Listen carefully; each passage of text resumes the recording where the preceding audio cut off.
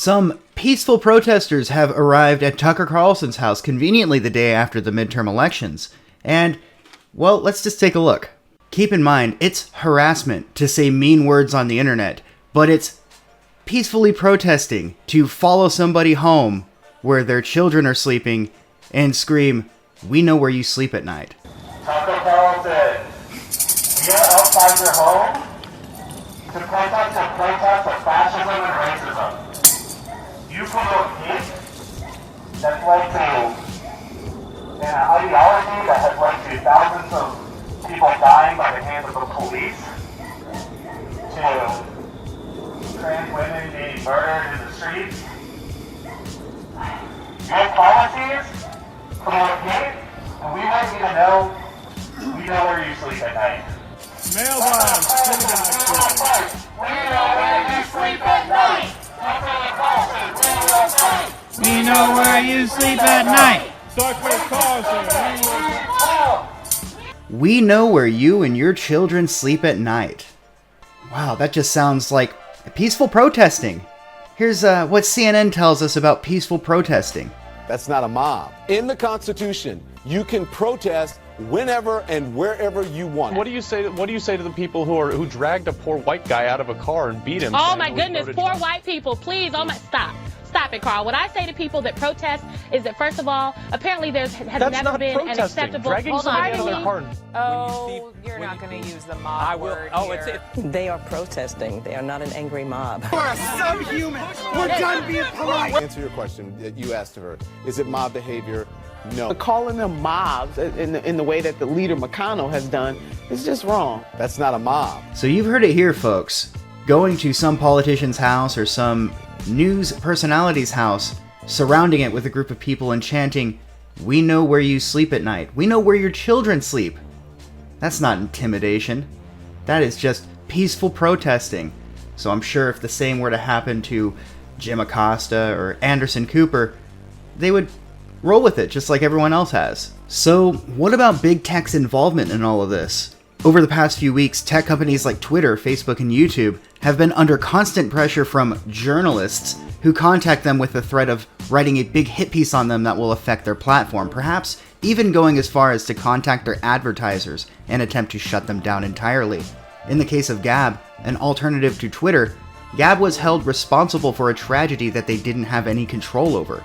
They were targeted by media lackeys who made it their fault because the person who committed the crime was a user on Gab. If this is the case, how many shooters were radicalized on Facebook? What about the man who shot Steve Scalise? What about the guy who live-streamed a murder to Facebook? Or the teens that kidnapped a mentally challenged kid for several days and tortured him, live-streaming that as well? Facebook and others have not been held to this same standard. It was only when the media had an excuse to go after a competitor that it created this separate double standard. A double standard that they do not hold themselves to, or their associates either. Twitter had a big role in promoting this mob to arrive at Tucker Carlson's house. For a short reminder, here is another look at the peaceful protesters. Your policies promote hate, and we want you to know we know where you sleep at night. It really, and don't even give me that First Amendment nonsense. You have every right to say it, and I have every right to call you up, try to find your address, and put it out there.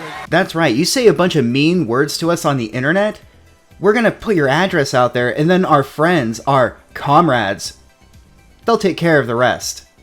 This is the Twitter account that is promoting this mob outside of a private residence, Tucker Carlson's house. Smash Racism DC. This is an account with 9,565 followers. And here it is. It's perfectly fine for intimidation tactics on Twitter. Mob behavior on Twitter.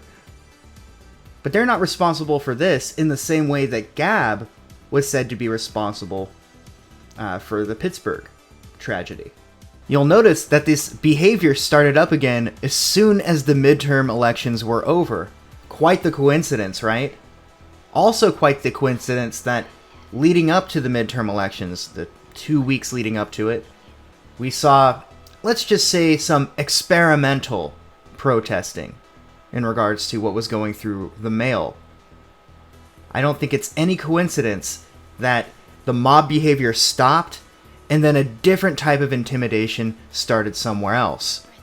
I don't believe for a second that that man is who he says he was, the man who was mailing the PVC pipe. I just don't buy the story, it's so fishy.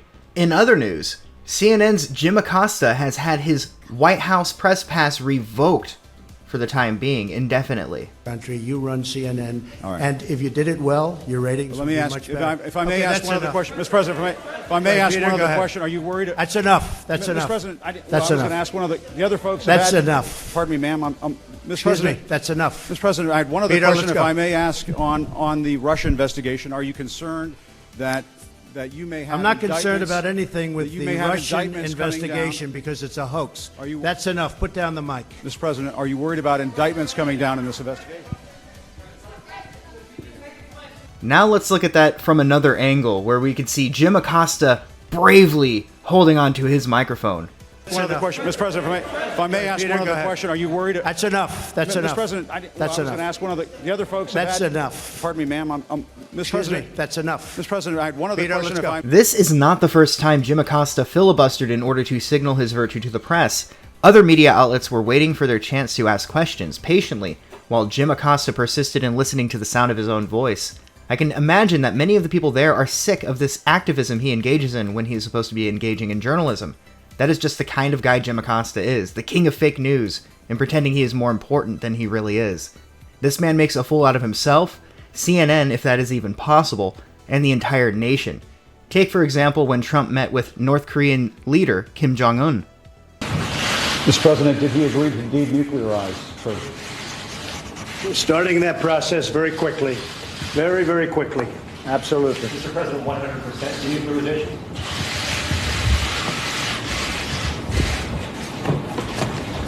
Did you talk about auto-warm beer, sir? So there's Jim Acosta attempting to sabotage foreign relations. What a guy. So here is the tweet from Mr. Fake News. I've been denied entrance to the White House. Secret Service has just informed me that I cannot enter the White House grounds for my 8 p.m. hit. Well, what is it people like Jim Acosta say? I've heard it time and time again. Freedom of speech does not mean freedom from consequence. This is the official statement from the press secretary. President Trump believes in a free press and expects and welcomes tough questions of him and his administration. We will, however, never tolerate a reporter placing his hands on a young woman just trying to do her job as a White House intern.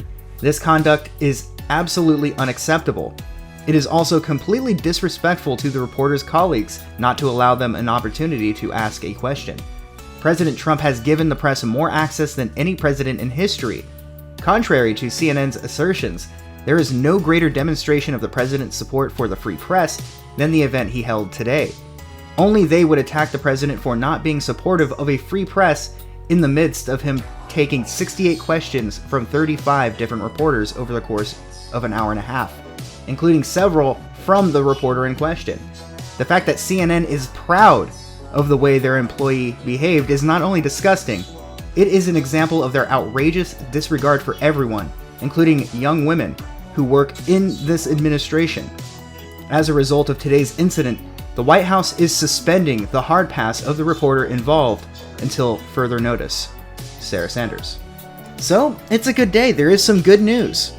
A CNN reporter, Jim Acosta of all people, actually being held responsible for his own actions.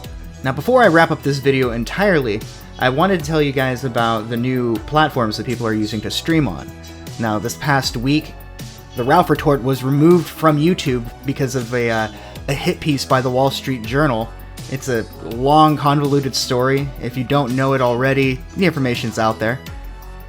Essentially, the Wall Street Journal pressured St. Jude into refunding $26,000 worth of donations that was obtained through a 6-hour live stream that happened on the Ralph Retort. That was the Hill stream. So, the Kill stream is no longer on YouTube, but you can still find that show and those guys over at stream.me/The Ralph Retort. I will also be streaming on stream.me as well as YouTube. On top of that, other platforms as I go along. So far, I've got 3 going. We're also on DLive.tv/WildSmile. But if you're interested in the kill stream, you gotta go to stream.me/The Ralph Retort. I'll leave a link to it in the description, as well as a link to Zidan's channel, which also got unceremoniously removed from YouTube for wrongthink. Alright, well that'll be it for today. I promise I will be back to a more regular uploading schedule within the next few weeks. I'm still playing Ram Ranch Redemption, I just love it. It's taking up way too much of my life, but I have no regrets at all. Anyway, here it is, your moment of clarity. Hi, I'm Fox San Antonio's Jessica Headley. And I'm Ryan Wolf. Our greatest responsibility is to serve our Treasure Valley communities, the El Paso, Las Cruces communities, Eastern Iowa communities, Mid-Michigan communities.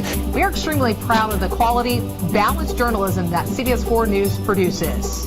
But we are concerned about trouble and trend of irresponsible, one-sided news stories plaguing our country. The sharing of biased and false news has become all too common on social media. More alarming, some media outlets publish these same fake stories without checking facts first. The sharing of biased and false news has become all too common on social media. More alarming, some media outlets publish these same fake stories true without checking facts first. Unfortunately, some members of the media use their platforms to push their own personal bias and agenda to control exactly what people think. And this is extremely dangerous to our democracy. This is extremely dangerous to our democracy. This is extremely dangerous to our democracy. This is extremely dangerous to our democracy. This is extremely dangerous to our democracy. This is extremely dangerous to our democracy. This is extremely dangerous to our democracy. This is extremely dangerous to our democracy. This is extremely dangerous to our democracy. This is extremely dangerous to our democracy. This is extremely dangerous to our democracy. This is extremely dangerous to our democracy. This is extremely dangerous to our democracy. This is extremely dangerous to our democracy. The sharing of biased and false news has become all too common on social media. More alarming, some media outlets publish these stories simply aren't true without checking facts first. Unfortunately, some members of the media use their platforms to push their own personal bias and agenda to control exactly